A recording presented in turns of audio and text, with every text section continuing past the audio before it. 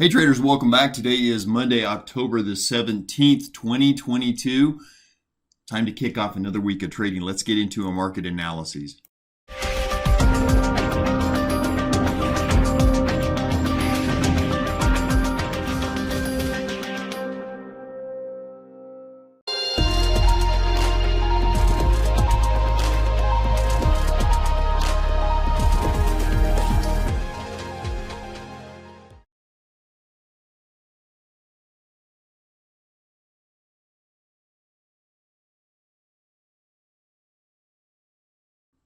Okay, we had an awesome week last week. It was not without a little bit of work that was required. But boy, I think we had a bad day on Tuesday. We just didn't do a very good job of executing on a trade that could have, should have, would have been a nicely profitable trade. Some of our members did a good job and followed our rules and made money.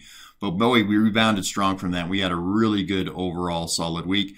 I think that we've got all of the ingredients that we need this week as well in terms of the trading strategies and styles that we use and what the market is potentially set up to give us to have another really solid week. So let's talk a little bit about the market and what we're looking at, what we're seeing inside of that market. We do look at this chart right here, this matrix, these technical analyses and all of these pivot points on a daily basis inside of our Discord chat room. But this is more of a broader view. This is a weekly basis. This is a week at a time. And it just gives us more of a 30,000 foot view, if you will, of where we're at in the marketplace and what we're seeing. Obviously, across the board here, we're still in a sell mode. We're still very bearish in the market in terms of trends and in terms of technical analyses.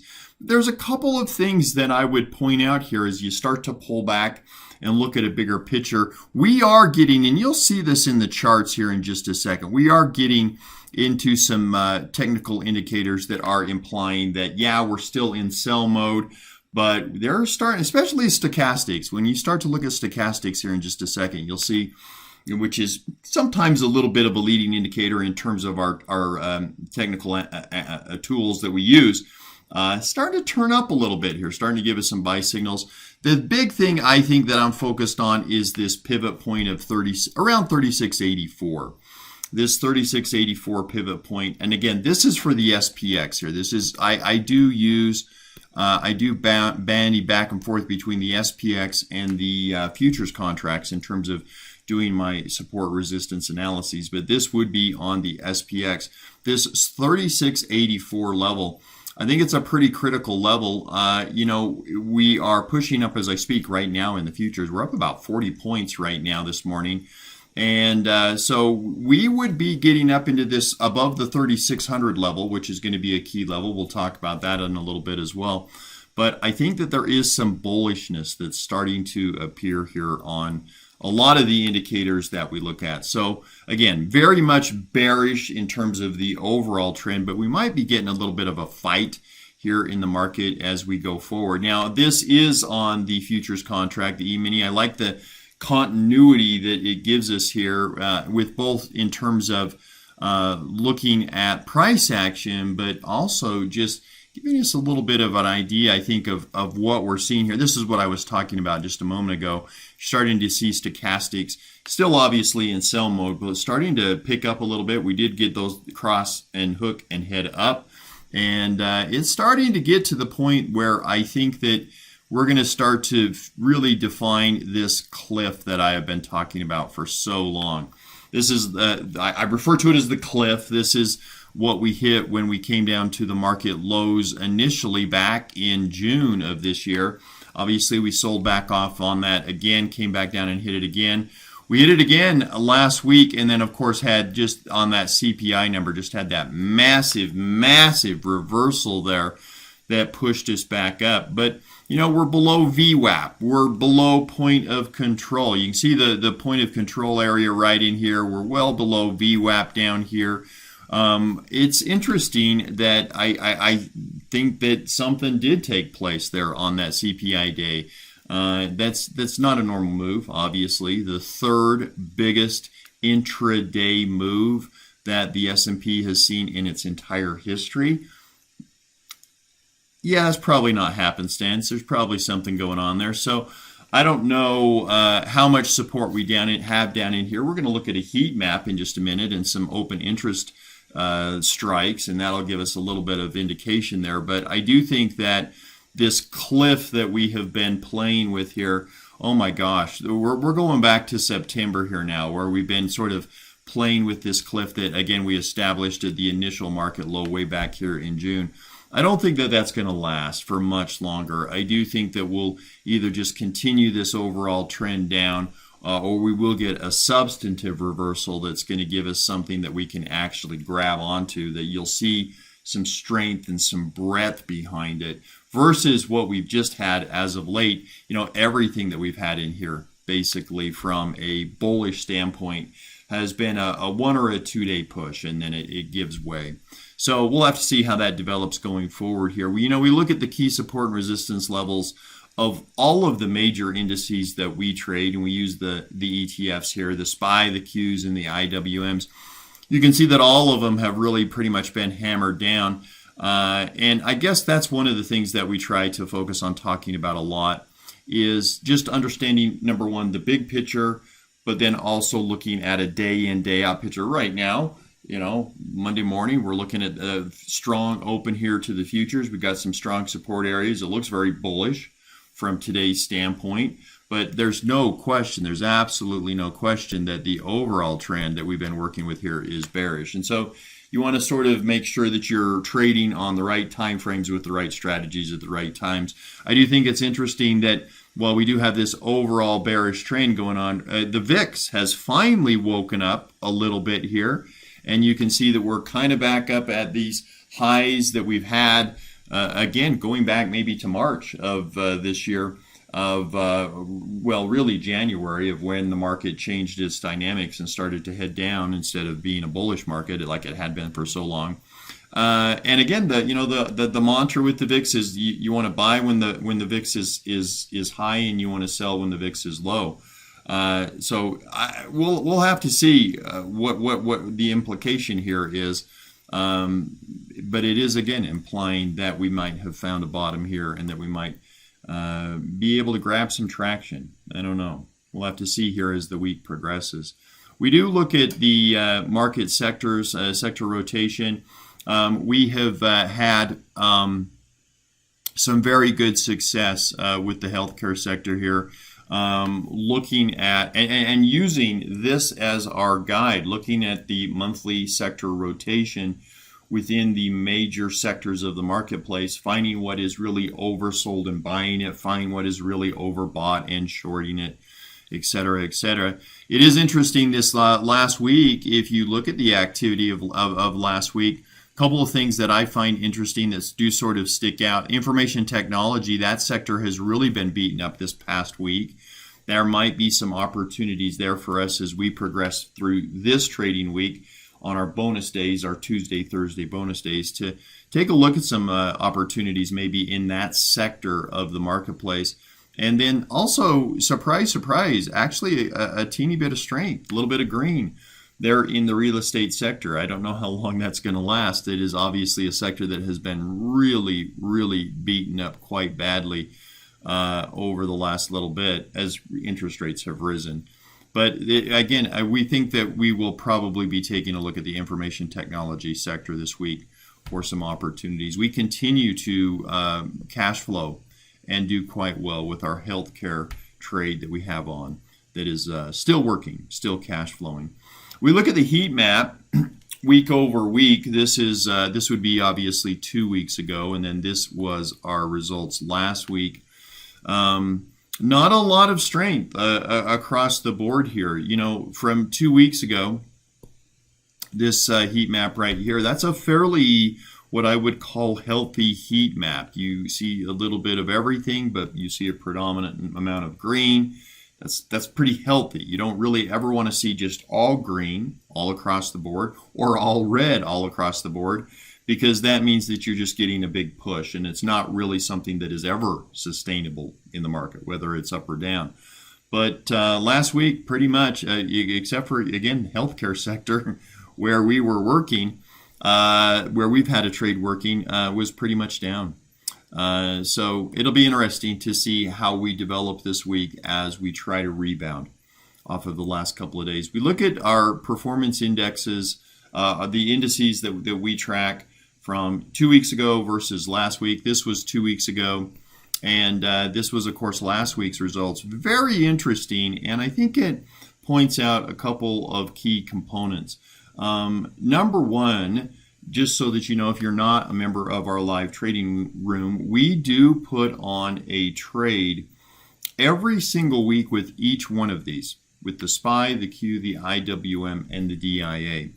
But they are separate and distinct strategies. We have a unique strategy here with the DIA that we trade. We have a specific strategy with the IWM that we trade. And then we trade the SPYs and the Qs together. And that's important because you're seeing it. Well, you're seeing it illustrated right here, right now, that a lot of people think all of the indices move in unison. And of course, last week I think was a dramatic example. But man, you can see the Nasdaq just absolutely just getting hammered there, and the Dow was actually positive for the week last week. So we do get a lot of diversification. We do get a lot of flexibility. For example, with our 4 DTE, SPY, and Q trades, in being able to trade those together, because it allows us to enter the trade from different sides at the same time and still have the delta that we desire out of the trade. So again, there is a lot of diversification that can be had with just trading indices, but trading multiple overlays of indices at the same time. But anyway, interesting week last week. A lot of just movement all across the board. Even though we do generally see a lot of variances percentage-wise, it's not usually that much. That was a pretty interesting week for us. And again, it just points to, I think, the importance of trading all of them. We look at the put-call ratio. That's part of the fear index that we look at as well. But the put-call ratio, the VIX, we break those out a little separately because those are kind of important. And the put-call ratio just basically says, we look at the number 1. And if the number is above 1, that means that put volume exceeds call volume. If it's below 1, it means call volume exceeds put volume. And it's just a way to give us market sentiment in terms of whether the market is viewed as bullish or bearish in terms of what the price action is. And surprise, surprise, for the first time in a little bit here, we are actually below 1, which again, it's not tremendously below 1. It's not some type of a screaming buy signal, but it does say that we are probably a little oversold here and maybe could get a bounce coming into this week.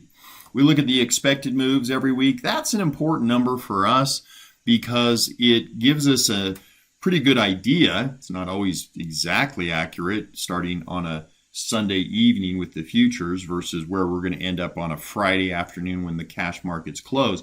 But it's a pretty good idea of what kind of premium we're going to be able to expect in our trades. And that helps us know if we can enter a trade from only one side, what we call the strong side, or if we're going to be forced to enter it on both sides to be able to garner the premium, to get the capture rates, to get the rate of return that we desire. So anything up above 110 is usually fantastic for us.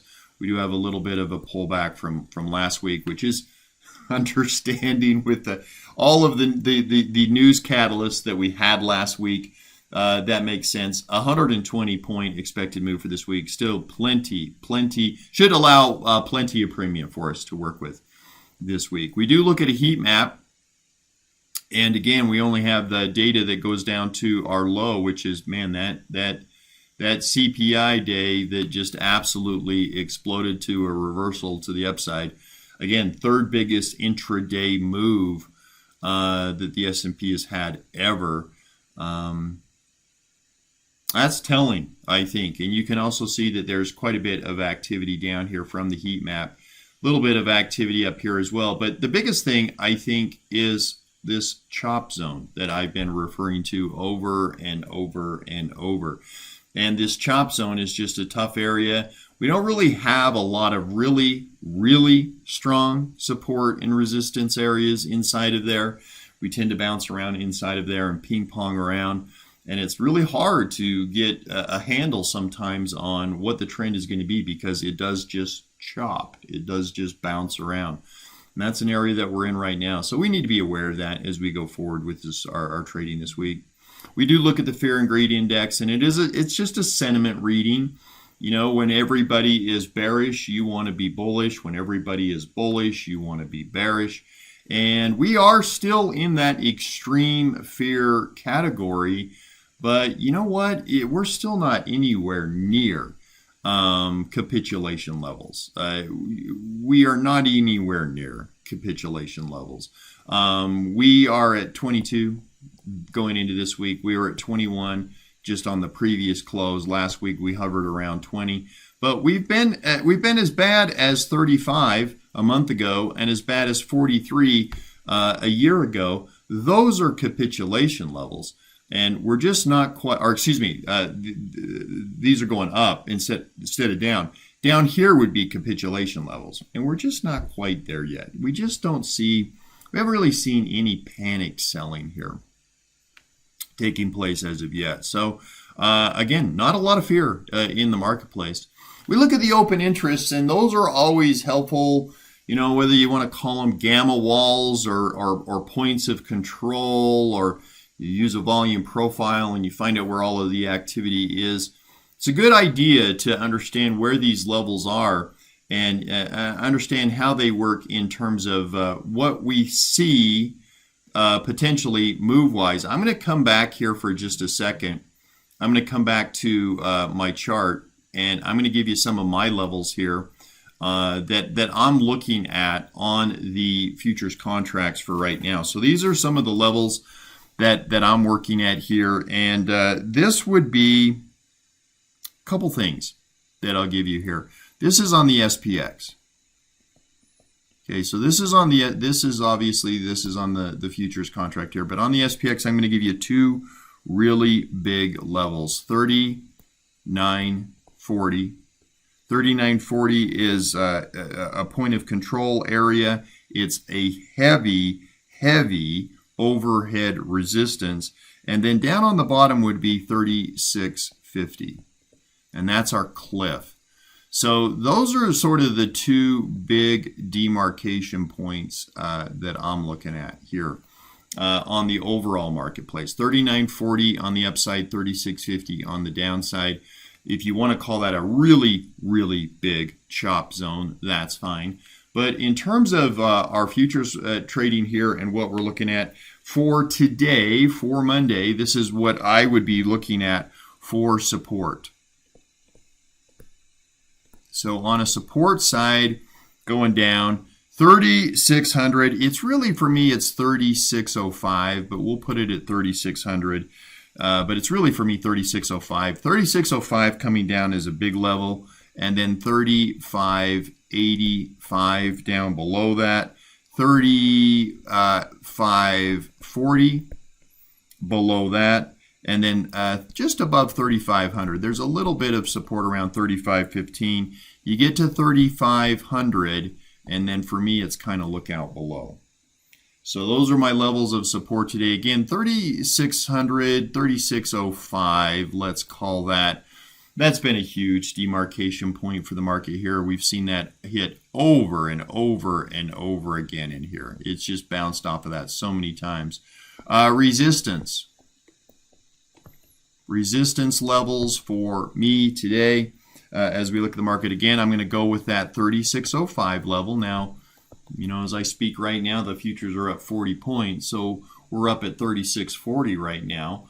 But we've been sitting for quite a while here around this 3,605 level. So 3,605, very critical level. I think that's a huge level for the marketplace over the next couple days. And then above that, 36.25. We are above that as I am typing this right now. 36.40 is the next level up. That's exactly where we sit right now.